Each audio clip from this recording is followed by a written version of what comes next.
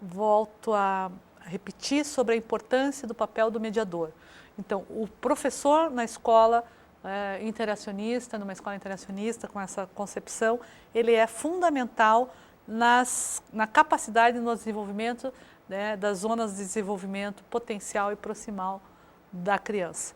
Vamos ver como é que fica o papel do professor nessa concepção. Então, o professor tem a função de orientar de forma ativa e servir de guia para o aluno de forma a oferecer apoio cognitivo. Além disso, ele deve ser capaz de ajudá-lo a entender um determinado assunto e, ao mesmo tempo, relacioná-lo ao conteúdo com experiências pessoais e o contexto no qual o conhecimento será aplicado. Vamos lembrar um pouco na organização e no papel do professor numa concepção piagetiana, né? Na concepção piagetiana, a criança aprende naturalmente, ela passa por estágios de desenvolvimento, né? Na concepção de Vygotsky, ela não tem aprendizagem, a aprendizagem não é natural jamais, né? Ela precisa de ferramentas, ela precisa de trabalho, ela precisa de estímulos, né? Por isso o papel do professor é fundamental nesse desenvolvimento, né? No desenvolvimento daquilo que ela pode aprender com ajuda. Quando nós avaliamos um aluno, o que o professor considera mais importante e relevante?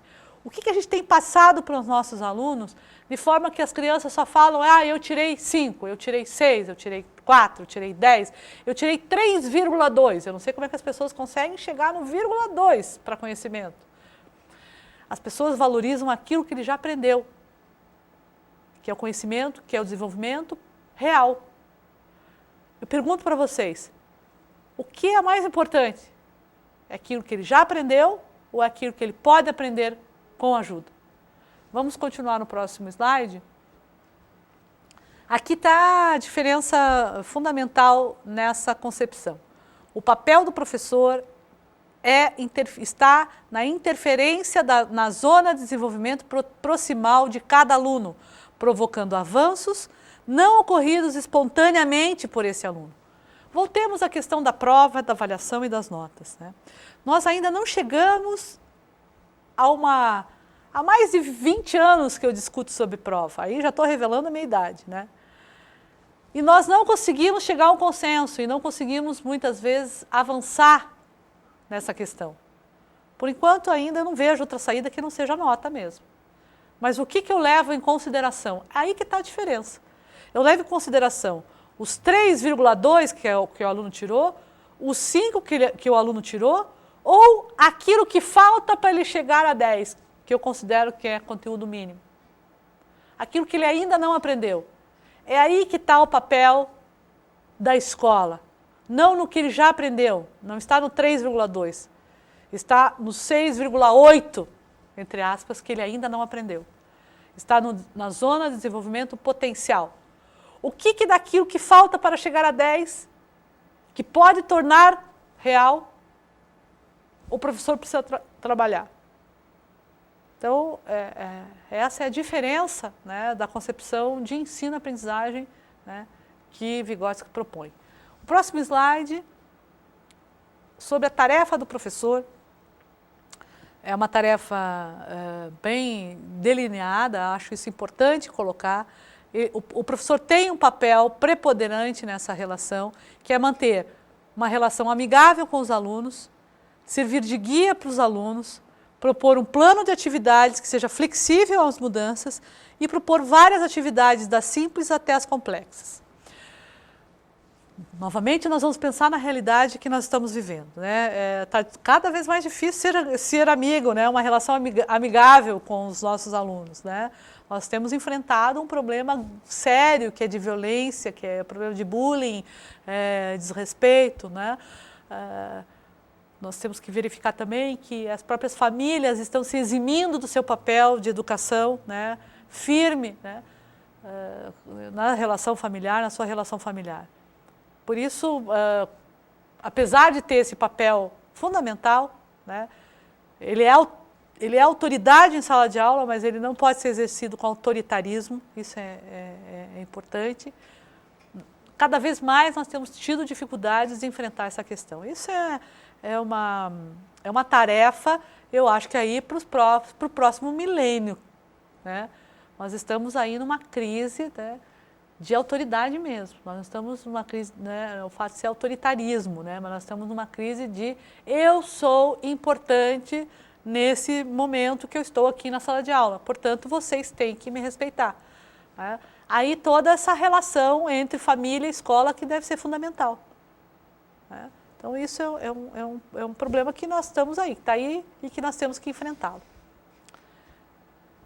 Outra tarefa é criar um ambiente que proporcione ao aluno liberdade de expor suas experiências pessoais, de maneira a associá-las ao conteúdo em estudo.